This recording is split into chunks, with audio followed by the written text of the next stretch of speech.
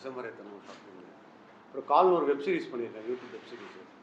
பேசிக்காக நான் ஒரு தியேட்டர் ஆர்டிஸ்ட்டு, ஆக்டிங் ட்ரெயின் கூட பண்ணுவேன். அண்டு படங்கள் நடிச்சிருக்கேன், நடிகராகவும் இயங்கியிருக்கேன். இப்போ ரீசெண்டாக டிசின்னு ஒரு படம் பண்ணியிருக்கேன், நம்ம லோகேஷ் கனகராஜ் சார் கூட. அப்புறம் இந்தியன் 2 பண்ணியிருக்கேன், குயின் வெப் சீரிஸ் பண்ணியிருக்கேன். ஸோ என்னோடய எக்ஸ்பீரியன்ஸ் இது தான். இந்த டுவெல் சிம் ஸ்டார்ட் பண்ணப்பட்டது எனக்கு ஒரு தினேஷ்னு ஃப்ரெண்டோட ஃப்ரெண்டு இது. ஸோ எனக்குன்னு ஒரு சப்ஜெக்ட் பண்ணணும், ஒரு காமெடியாக இருக்கணும், ஒரு காமெடி சேனல் ஒன்று ஸ்டார்ட் பண்ணலாம் அப்படின்னு சொல்லியிருந்தேன். சரி, இந்த செட்டையருக்கு ஏற்ற மாதிரி ஏதோ ஒரு சப்ஜெக்ட் பண்ணலாம் அப்படின்னு சொல்லி தான் இது ஸ்டார்ட் பண்ணப்பட்டது. நீங்கள்லாம் பார்த்துருப்பீங்கன்னு நினைக்கிறேன். ஸோ இதுதான் என்னோட எக்ஸ்பீரியன்ஸு. தேங்க்யூ.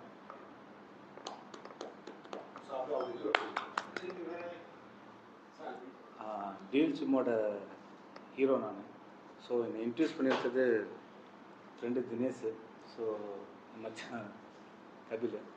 ஸோ இந்த ப்ராஜெக்ட் வந்து எனக்கு ஃபஸ்ட்டு ப்ராஜெக்ட்டு. ஸோ நான் நல்லா பண்ணியிருக்கேன்னு சொல்லி நம்புகிறேன்.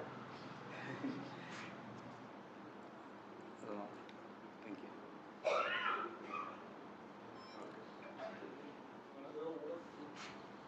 ஃபஸ்ட்டு கபிலனாவுக்கு வந்து தேங்க்ஸ் சொன்னோம். அவர் தான் அந்த படத்துக்கு என்ன இன்ட்ரோ பண்ணார். ஸோ ஸ்டார்டிங்கில் அந்த படத்தோட எக்ஸ்பீரியன்ஸாக என்ன எப்படி ஷேர் பண்ணணும்னு நினைக்கிறேன்னா, அது ஒரு ஆல்ரெடி ஒரு லொக்கேஷன் நம்ம பிளான் பண்ணியிருந்தோம். ஸோ அந்த லொக்கேஷன் கிடைக்காதப்போ இருக்கிற லொக்கேஷனில் என்ன பண்ணலான்னு சொல்லி அந்த இடத்துல ஒரு க்ரியேட்டிவ் டிசிஷன் எடுத்து பண்ணதே எனக்கு ஒரு பெரிய எக்ஸ்பீரியன்ஸாக இருந்துச்சு இந்த படம். என்னோடய எக்ஸ்பீரியன்ஸ்னால் செலின் சார்ட்ட அசிஸ்டண்ட்டாக ஒர்க் பண்ணியிருக்கேன். டூலர் தாரத்தப்பட்டி பண்ண கேமராமேன் செலின் அவர்கிட்ட அசிஸ்டண்ட்டாக ஒரு 2 படம் ஒர்க் பண்ணேன். ஸோ தனியாக வெளியே வந்து ஃப்ரீலான்ஸாக இப்போ ப்ராக்டிஸ் பண்ணிட்டுருக்கேன். சினிமாட்டோகிராஃபி அடுத்தடுத்து படங்கள் ட்ரை பண்ணிகிட்ருக்கேன். தேங்க்யூ. அப்படி எனக்கான ஒரு சப்ஜெக்ட் ஒன்று காமெடியாக பண்ணணும் அப்படின்ட்டு நான் மச்சான்ட்ட சொன்னேன், இந்த கதை இருக்குது அப்படின்னு சொல்லிட்டு டிஸ்கஸ் பண்ணி எல்லாம் பண்ண ஆரம்பித்தோம். படம் நல்லபடியாக வந்திருக்கு, நல்லபடியாக உங்கள் முன்னாடி இப்போ உட்காந்துருக்கு, சூப்பராக இருக்குது. Thank you, thank you so much. எல்லாருக்கும் வணக்கம். என் பேர் கோபிநாத். இந்த படத்தில் உதவி இயக்குனராக பண்ணியிருக்கேன். என்னுடைய நண்பர் ஜீவன் முதல் முயற்சி அந்த படம் பண்ணார். அதனால் நண்பர் டைரக்டரு அவரோடு சேர்ந்து நம்ம சிறப்பாக பண்ணியிருக்கோம். நல்லபடியாக வந்திருக்கு. நீங்களும் பார்த்துருப்பீங்கன்னு நினைக்கிறேன். நல்லபடியாக வச்சுருக்கேன்.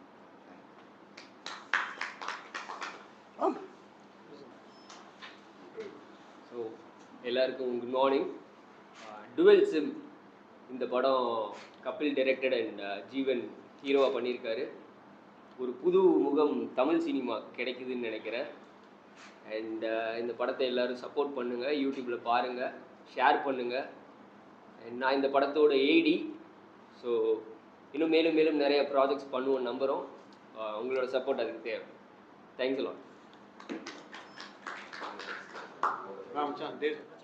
எல்லாருக்கும் வணக்கம். என்னோடய பேர் அர்ஜுன் தேவ்.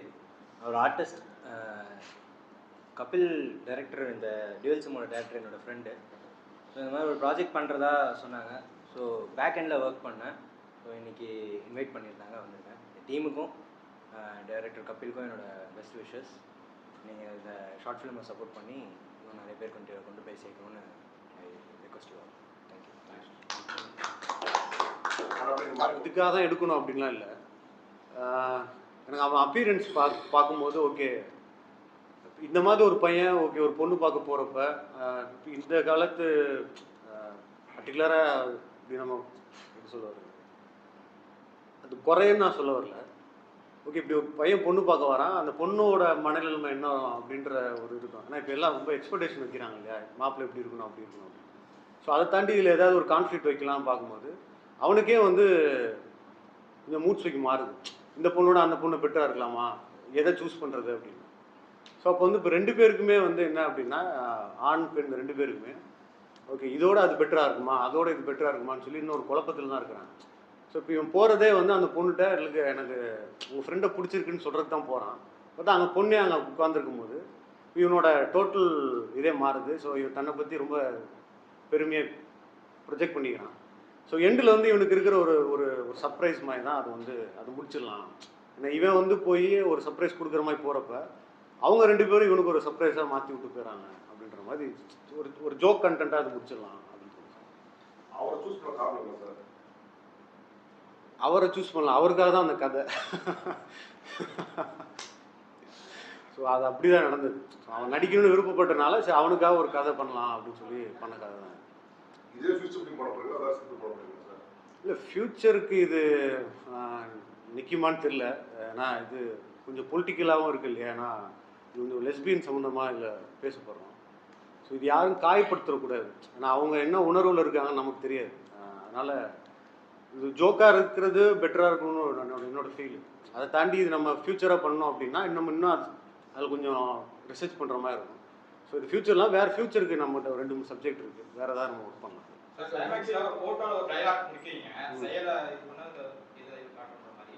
இன்னைக்கு நீங்க தியேட்டர் ஆர்டிஸ்ட் சொன்னீங்க, இன்னைக்கு தியேட்டர் ஆர்டிஸ்ட்கான ஒரு அங்கீகாரம் கிடைக்குதா? ஏன்னா இன்னைக்கு சினிமா பின்புறத்துல இருந்து வர நடிகராக இருக்கட்டும், அவங்க சார்ந்த பேக்ட்ராப்ல இருக்கிற அவங்களே வந்து தான் இன்னைக்கு சினிமா துறையில வந்து வந்துட்டு இருக்காங்க. ஒரு படம் தோல்வி கொடுத்தாலும் அடுத்தடுத்து படங்கள் பண்ணிட்டு தான் இருக்காங்க.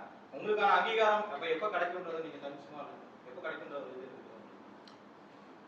நானும் இந்த மடிமேல் வீடியோ வச்சு காத்துட்ருக்குன்னு சொல்லுவாங்க இல்லையா? அந்த மாதிரி தான் எதிர்பார்த்துட்ருக்கோம். ஸோ என்னென்னா இப்போ எல்லாருமே வந்து யாருக்கு என்ன ஃபாலோவர்ஸு, அவங்களுக்கு எவ்வளோ ரெப்புடேஷன் இருக்குது அப்படின்ற மாதிரி தான் ப்ரொடக்ஷன்லேயுமே யோசிக்கிறாங்க.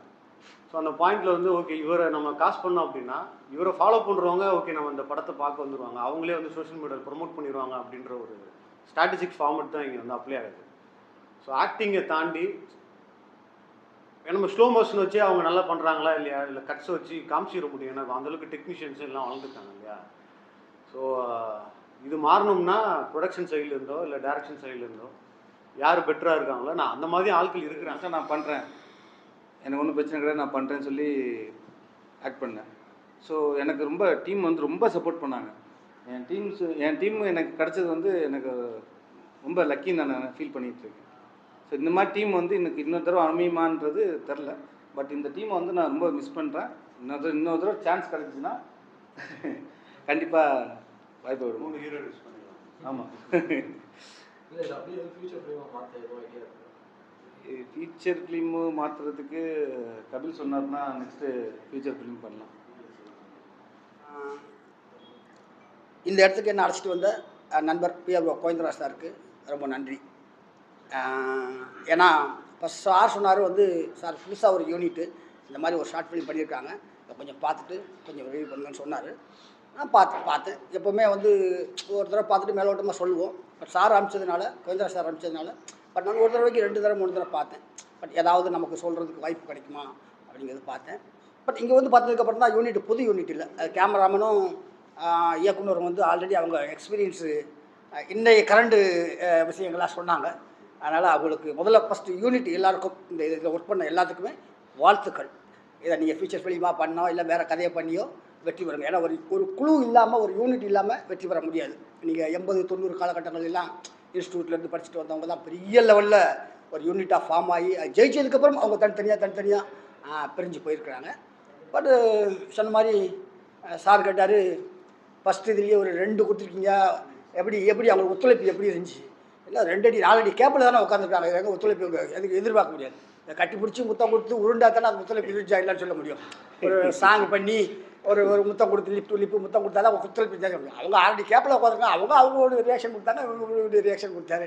அதனால் அதில் ஒத்துழைப்பு இதில் நமக்கு தெரியாது. பட் இருந்தாலும் அவங்களுடைய 2 அவருடைய நடிப்பு நல்லா இருந்தது, அவருடைய ரியாக்ஷன்லாம் நல்லா இருந்தது. பட் இவரும் வந்து யதார்த்தமாக பண்ணியிருந்தார். அதனால தான் சொன்னேன் வந்து யதார்த்தமாக பண்ணியிருக்காரு. நானே பதிவில் போட்டிருந்தேன் யதார்த்தமாக. ஏன்னா வந்து வாய்ப்பு கிடைக்கிறது கஷ்டம், இந்த காலகட்டங்களில் வாய்ப்பு கிடைக்கிறது ரொம்ப கஷ்டம். அதை தாண்டி அவங்களுக்கு கிடைச்சதுன்னா இப்போ கூட பேசுகிறதுக்கு ஒரு தயங்கினாங்க எல்லாருமே, பேசலாமா வேண்டாமான்னு தயங்கினாங்க. எனக்கு கிடைக்கும் போது ஒரே ஒரு டைலாக், நான் முதல் படத்தில் ஒரே ஒரு டைலாக் தான் கொடுத்தாங்க, நோ நான் ஒண்டியாக பார்த்துக்கிறேன், இல்லை நான் அண்ணன் பார்த்துக்கிறேன், இதை தான் சொல்ல சொன்னாங்க. இதை நான் சொல்லலை அப்படின்னா இன்றைக்கி நான் இவ்வளோ படம் நடிச்சிக்க முடியாது. சொல்கிறதுக்கு யோசித்தேன் அப்படின்னா பொன்மனத்தில் டேரக்டர் சொன்னோடனே இந்த டைலாக் பேசிக்காட்டு அப்படின்னு சொல்லும்போது, நோ நான் அண்ணன் பார்த்துக்கிறேன், இல்லை நான் ஒண்டியாக பார்த்துக்கிறேன், இந்த ஒரு டைலாக் தான், இதை பேசலை அப்படின்னா நான் நடிச்சிக்க முடியாது. அப்போ நம்ம தயங்கக்கூடாது. அதை வாய்ப்பு கிடைக்கிறது ரொம்ப கஷ்டம். பட் கிடைச்ச வாய்ப்பை சரியாக பயன்படுத்திக் கொள்வது புத்திசாலித்தனம். அது எல்லாத்துக்குமே தெரிஞ்ச விஷயம் தான், நான் அவனுக்கு புதுசாக சொல்ல. சார் சொன்னார், இயக்குனர் சொன்னார், அந்த நான் கூட நினச்சேன் இது எதை நோக்கி பயணிக்கு 2 பேர் வந்திருக்காங்க, அவங்க என்ன சொல்லுவாங்கன்னு நினச்சேன்னா, இல்லைங்க நாங்கள் வந்து வேற ஒருத்தரை யாரையாவது லவ் பண்ணுறோம் சாரி நீங்கள் கொஞ்சம் லேட்டாக சொல்லிட்டீங்க, கொஞ்சம் முன்னாடியே தெரிஞ்சிருந்தா நாங்கள் மாற்றிருப்போம் அப்படி ஏதாவது சொல்லுவாங்க அப்படின்னு நினச்சேன். பட் கடைசியில் வந்து நாங்கள் 2 பேருமே லவ் பண்ணுறோம் அப்படின்னு சொல்லும் போது எனக்கு எதிர்பார்த்த திருப்பி தான் அப்படி தான் சொல்லுவாங்க. ஏன்னா இல்லைங்க ஆல்ரெடி நாங்கள் ஏற்கனவே வந்து ஒருத்தரை லவ் பண்ணுறோம் அப்படி தான் சொல்லுவாங்கன்னு நான் எதிர்பார்த்தேன். பட் அந்த இடத்துல வந்து இவங்க வேற ஒரு சிங்க் வச்சுருக்காங்க. அது உண்மையிலேயே சொன்னாங்களா இல்லை இவர்கிட்டருந்து தப்பிச்சு போகிறதுக்கு சொன்னாங்களா அப்படிங்கிறது அது டைரக்டர் தான் சொல்லணும், நான் சொல்ல முடியும். கிளைமாக்ஸ் ஆனது இல்லை நாங்கள் 2 பேரும் விரும்புகிறாங்க அப்படின்னு சொல்லும்போது எனக்கு ரொம்ப ஒரு புதுசாக இருந்தது. நான் பார்த்த வரைக்கும் ஒவ்வொரு ஷார்ட்ஸும் சரி, கேமராமேன் ஒர்க்கும் சரி, இயக்குனரும் சரி சரியாக பண்ணியிருந்தாங்க. அந்த இயக்குனரும் அந்த ஹீரோயினும் நல்லா பண்ணியிருந்தாங்க. அதுக்கு எந்த தப்பு கிடையாது. எங்கள் காலத்தில் கேட்டு அதை சொன்னான்னா இவங்க பக்கத்தில் உட்கார மாட்டாங்க. சாரிங்க நீங்கள் பேசிக்கிட்டு இருங்க, நாங்கள் கீழே போய் டீ சாப்பிட்டு வந்துடுறோம் அப்படின்னு சொல்லி வந்துடுவாங்க. டீ சாப்பிடல, அவங்க டிஃபன் சாப்பாடு சாப்பிட்டு வர்ற அளவுக்கு நம்ம பேச வேண்டிய ஒரு கட்டாயம் இருக்கும். இருந்தாலும் ஷார்ட்டாக சொல்லிடுறேன். இப்போ நான் வந்த காலகட்டங்கள் ஒரு 80 கடைசி இல்லை 90 ஃபஸ்ட்டு அப்படி வச்சுக்கலாம். அந்த காலகட்டங்கள்லாம் வந்து நம்ம ஒரு ஆஃபீஸு எங்கே இருக்குன்னு தேடி கண்டுபிடிக்கிறதே கஷ்டம். அந்த ஆஃபீஸை கண்டுபிடிக்கிறதுக்கு 6 மாதம். அப்புறம் அங்கே போனால் அப்போல்லாம் வந்து ஃபோட்டோஸ்லாம் இப்போ மாதிரி நம்ம ஃபிங்கர் டிப்ஸில் எல்லாம் வந்து இது பண்ண முடியாது. நம்ம ஏதாவது ஊரில் பொய்ய சொல்லி அப்படி இப்படின்னு பொய்ய சொல்லி அது அந்த காலகட்டங்களில் வந்து தங்கியிருக்கிறவங்களாம் எல்லாம் நான்லாம் செப்டி டேங்க் மேலே தான் தங்கியிருந்தோம். அந்தளவுக்குலாம் எங்களுக்கு வாய்ப்பு கிடைக்கல. ஒரு ரூமில் தங்கியிருந்து வாய்ப்பு தர அளவுக்கு கிடைக்கல. இப்போ நம்ம ஒரு கம்பெனிக்கு போனோம்னா முதல்ல அவங்க கேட்குற ஆள் ஃபோட்டோஸ் கொடுத்துருப்போம் அப்படி தான் சொல்லுவாங்க. ஃபோட்டோ கொடுங்க அப்படி கேட்பாங்க. நம்ம ஃபோட்டோ கொடுத்துருப்போம். அது நம்ம அந்த ஃபோட்டோ போடுறதுக்கு எவ்வளோ கஷ்டப்பட்டால் நமக்கு தான் தெரியும். அப்போல்லாம் ஒரு ஃபோட்டோ வந்து 10 ரூபா 15 ரூபா அப்படிலாம் சொல்லுவாங்க. அந்த 10 ரூபாயா இருந்ததுன்னா ஒரு நாளைக்கு சாப்பிட்டு பொழுத ஓட்டிடலாம் அப்படிலாம் இருக்கும் காலகட்டங்கள். ஃபோட்டோ கொடுத்துட்டு போனோம்னா ஒரு நாளைக்கு நம்மளால் ஒரு 2 ஃபோட்டோ 3 ஃபோட்டோ தான் கொடுக்கணும். அந்த கம்பெனிக்கு நம்ம கூட்டி கொண்டு போய் காட்டுறவங்களுக்கு அன்றைக்கி ஏதாவது டீ டிஃபன் எல்லாம் வாங்கி தரணும். வாங்கி தந்தால் தான் அந்த கம்பெனியே காட்டுவாங்க. இது ஒரு கம்பெனி இருக்குது, கூட்டி போகிற வரையா வரேன். ஆனால் மத்தியானம் டிஃபன் வாங்கி தரணும், இல்லை காலையில் டீ வாங்கி தரணும், ஏதாவது ஒன்று சொல்லுவாங்க. அப்படிலாம் நாங்கள்லாம் வந்து வாய்ப்பு தேடி அந்த ஸ்டில்ஸை கொடுத்துட்டு வந்ததுக்கப்புறம் அவர் சொல்லுவார், அடுத்த மாதம் 10ஆம் தேதி வாம்பார். நமக்கு அந்த 10ஆம் தேதி தான் மைண்டில் ஓடிக்கிட்டே இருக்கணும். அவர் நம்மள மாதிரி 100 பேருக்கு சொல்லியிருப்பார். 10ஆம் தேதி வாங்க, 12ஆம் தேதி. அவர் வாய்க்கு அந்த நேரத்தில் என்ன வருதோ அதை சொல்லி விட்டுருவார். கரெக்டாக நம்ம அந்த 10ஆம் தேதி ஞாபகம் வச்சு 10ஆம் தேதி காலையில் போய் நிற்போம். மறுபடியும் அவரே வருவார். என்னான்னு கேட்பார், சார் ஆர்டிஸ்ட் நடிக்கணும், ஃபோட்டோ கொடுத்துருப்போம் பாரு. போன மாதம் கொடுத்தனே சார், அது போன மாதம், நான் கேட்குறது இந்த மாதம் ஃபோட்டோ கொடு, அதில் எங்கே எனக்கு தெரியாது அப்படின்வார். அவர் யாருன்னு கண்டுபிடிக்கிறதுக்கு எங்களுக்கு 6 மாதம் ஆகும். ஒரு அசிஸ்டன்ட் டைரக்டரா, மேனேஜரா, டைரக்டரா, ப்ரொடியூசரா, இல்லை ப்ரொடக்ஷனில் இருக்காரா, அதுக்கு தான் கண்டுபிடிக்கிறதுக்கு 6 மாதம் ஆகும். இந்த 6 மாதம் கண்டுபிடிச்சதுக்கப்புறம் படமே முடிஞ்சிடும். இப்படி தான் நாங்கள் சொல்லுவோம். அப்படி மீறி நாங்கள் டைரக்டரை பார்த்துட்டோன்னா அவங்க கேட்குற ஒரு 2-3 கேள்வியில் முதல் கேள்வி, நடிக்க தெரியுமா, டைலாக் பேசு அப்படின்னு கேட்பாங்க. நமக்கு தெரிஞ்ச டைலாக் யார் எதை நோக்கி வந்திருக்குமோ. ஒரு அசிஸ்டன்ட் டைரக்டர்னா, சார் எனக்கு கதை சொல்ல தெரியும், இல்லை கவிதை சொல்ல தெரியும், இல்லை வந்து ஒரு பாடலாசிரியராக வந்தால் நான் வந்து கவிதை சொல்வேன், பாட்டு பாடுறது, லிரிக்ஸ்லாம் எழுதுவேன் சொல்லுவாங்க. மியூசிக் டைரக்டர்னா அவங்க பண்ணி கேட்பேன். அந்த மாதிரி போய் நான் நடிக்கிறதுக்கான நான் ஃபஸ்ட்டு எனக்கு நடிகனாவே எனக்கு தெரியாது. பட் நான் வந்து ஒரு ஃபைட்டர், அவள் தான். நான் பண்ண உடனே, சார் எனக்கு வாய்ப்புக்கு ஆர்டிஸ்ட்டு, உனக்கு என்ன தெரியும், சண்டை தெரியும், இங்கே உடைக்கிறதுக்கு ஒன்றும் இல்லை தம்பி, வேறு ஏதாவது பண்ணு அப்படின்னு சொல்லுவாங்க. அது ஒவ்வொரு இயக்குனரையும் நான் வந்த காலகட்டத்தில் மிகப்பெரிய ஜாம்பவான்கள் கதவை தட்டி அவரே சொல்லுவார், தம்பி நான் படம் பண்ணி 10 வருஷம் ஆச்சு, வேறு யார் நிற்பார். ஆனால் அதை தெரிஞ்சுக்கிறதுக்கே நமக்கு ஒரு 6 மாதம் ஆகும். டெய்லி காலையில் போய் நின்று அந்த மாதிரி வந்தது. ஆனால் 10 வருஷம் போராடினா கூட ஒரு வாய்ப்பு கிடச்சதுன்னா டக்குன்னு பிடிச்சிட்டோம், அவள் தான். பட் இல்லைன்னா இப்போ சொன்னேன் இல்லையா, ஒரு டைலாக் சொன்னேன் இல்லையா, அந்த டைலாக்கை நான் பேசினா நான் இல்லை. இன்றைக்கி நான் இது ஒரு 300 படம் நடிச்சிருக்கேன்னா 2 டைலாக் தான் இன்றைக்கும் என்ன வாழ வைக்கிறேன். 2 டைலாக் தான், ரொம்ப இல்லை. அந்த 300 படத்தை சுற்றினா கூட 2 டைலாக் தான். ஒன்று முதல் படம் எஸ்பி ராஜ்குமார் தான் என்னை செலக்ட் பண்ணார், அவர் இல்லைன்னா நான் இல்லை அவர் சொல்லுவோம். அந்த முதல் படத்தில் பொன்மட்டில் நோ நோ நான் அண்ணன் பார்த்துக்கிறேன் இவ்வளோ தான் சொன்னேன். அதுக்கப்புறம் வந்தீங்க அப்படின்னா இதெல்லாம் தாண்டி கொண்டு போச்சுன்னா செத்து விளையாடுவோமா, இந்த 2ம் இல்லைன்னா நான் 300 படம் அடிச்சுக்க முடியாது. எத்தனை நான் அந்த ஆனால் நான் பேசி காமிச்சதெல்லாம் பெரிய டைலாக். எங்கள் வாய்ப்பு கேட்கும்போது அதை பேசலாம்னு நினைக்கிறேன். பேசலாமா? இதுக்கு ஒரு பர்மிஷன். ஏன்னா வந்து கொஞ்சம் லென்த்தான டைலாக், இந்த நாங்கள் பழைய டைலாக் நாங்கள் பார்க்காத டைலாக்கான்னு கேட்டக்கூடாது இல்லையா, அதுக்காக சொல்கிறேன். பட் எங்கெல்லாம் வந்து உங்களுக்கு டைலாக் தெரியுமா அப்படின்னு கேட்டாங்கன்னா, நான் அந்த நேரத்தில் வந்து எம்ஜிஆருடைய சிரம சண்டை அதெல்லாம் கற்றுட்டு வந்தேன்னா அங்கே போட முடியாது. அப்போது டைலாக் பேசும். அப்போ எனக்கு பிடிச்சது சிவாஜி சாருடைய டைலாக். நிறையா படத்தில் நிறைய டைலாக் இருக்கும். ஆனால் எனக்கு ரொம்ப மனசில் ஊறி போனது மனோகரா டைலாக் தான். பேசி கேட்பேன், மாதா சரை செல்ல வேண்டும், மனோகரன் மன்னிப்பு கேட்க வேண்டும், அதுவும் கொழுமண்டபத்தில் அந்த குப்பமேட்டு கோட்டானிடம். ஆணையிடுவது தந்தை, தந்தை அஞ்சா நஞ்சனை மகனாக பெற்றார், அரும் குணவதியை மனைவியாக அடைந்தார். அவர் பெற மறந்தது ஒன்றொன்று தாயே, அறிவு, அதைத்தான் அவர் பெற மறந்தார். மறந்ததை நினைவூட்டுகிறேன், உன்னால் முடியாது என்றா கூறுகிறேன். அவசரத்தில் அப்பா நிதானம் தவறி இருக்கலாம், எதற்கும் நீ போய் காரணம் கேள். வருகிறேன் மனோகரா, உன்னை ஏன் அழைத்து வர செய்தேன் தெரியுமா? திருத்திக் கொள்ளுங்கள் தயவு செய்து, அழைத்து வரவில்லை இழுத்து வர செய்து இருக்கிறீர்கள். என்னுடைய கட்டளையை புரிந்து கொண்டிருப்பேன். கட்டளை இது கரை காண முடியாத ஆசை. பொன்னும் மின்னும் வைரமும் பூட்டி மகிழ்ந்து கண்ணே முத்தே தமிழ் பண்பை என்றெல்லாம் கொஞ்சி குழாவி தங்கத்திலான கட்டிலே சந்தன தொட்டிலே வீரனை என் விழி மிகுந்தவனே வீரர் வழிவந்தவனே என்று யாரை சீராட்டி பாராட்டி தாளாட்டினீர்களோ அவனை அந்த மனோகரனை இரும்பு கம்பியால் பிடித்து சபை முன் நிறுத்தி சந்தோஷம் கொண்டாட வேண்டும் என்ற ஒரு தனியாத ஆசைக்கு பெயர் கட்டளையா தந்தையே. தந்தையின் தனையனாக இல்லை நீ இப்போது. நீதியின் முள் நீ ஒரு குற்றவாளி. அதற்குத்தான் காரணம் கேட்கிறேன். நீங்கள் கூற மாட்டீர்களா? இவர்கள் கூறட்டும், அறங்கூறும், அவை கூறட்டும். நான் என்ன குற்றம் செய்தேன் என்று குற்றத்தை மகாராஜா குறித்தான் ஆகட்டும். இது உங்களுக்கு சம்பந்தம் இல்லாத விஷயம். சம்பந்தம் இல்லாத விஷயம் சபைக்கு வருவானேன். குடும்ப விவகாரம் கொள்ளுமண்டபத்திற்கு ஒரு விசித்திரத்தை இதுதான் முதலாக சந்தித்திருக்கிறது மகாராஜா. மன்னிப்பு கேட்க வேண்டும் மனோகரன், அதுவும் அரை நொடியில் என்ன அதற்கு முன்பாகவே கேட்டு விடுகிறேன். ஆனால் யாரிடம் மன்னிப்பு கேட்க வேண்டும் தெரியுமா? கோமலவல்லி கூவும் குயில் குதிக்கும் மான் என்றெல்லாம் உம்மால் கொஞ்சி குழாவப்படும் அந்த கோணபுத்திக்காரியின் கொல்லி கண்களை கொடிய நாக்கை என் கூர்வாளுக்கு இரையாக்கி விட்டு அதை எதிர்த்தால் உண்மையும் உமக்கு பக்கத்துணையாக வந்த அந்த பட்டாளத்தையும் சூழ்நிலை விட்டப்பட்டவர்கள் எல்லாம் சுடுகாட்டுக்கு அனுப்பிவிட்டேன் என்று சூழும் புகழ்டன் பேசுவோம்.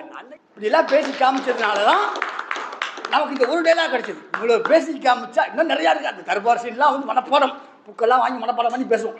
பட் இதெல்லாம் பேசுறதுனால இதான் இந்த இடத்துல இவ்வளோ பேசி மனப்பாடம் பண்ணதுனால இந்த 2 டைலாக் கிடைக்கும்போது டக்கு நமக்கு ஞாபகம் வந்து பேசலாம். இப்படி தான் வந்தது. ஆனால் இப்போ உள்ள காலகட்டம் அதெல்லாம் தேவையில்லை. இப்போல்லாம் அவங்களது டெக்னாலஜி வளர்ந்த சண்டையே போட தெரியாதவங்க பல வருஷம் சண்டை போட தெரிஞ்ச மாதிரி போய் வந்துருச்சு எல்லாம் இல்லையா? அப்போ நான்லாம் வந்து கராத்தையில் பிளாக் பெல்ட் வாங்கி சண்டை கற்றுறதுக்கு 5 வருஷம் ஆச்சு.